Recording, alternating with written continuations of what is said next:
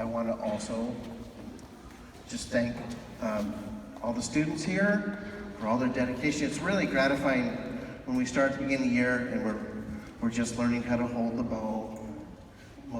There's a couple people who've already learned that.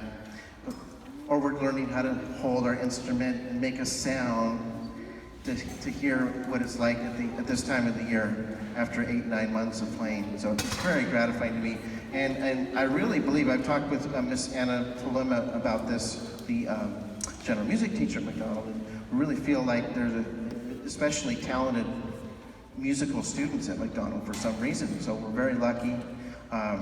So thank you to all of you, all your dedication. Thank you for hanging in there and practicing, and you guys sound great. So just want to give them a big round of applause for all that.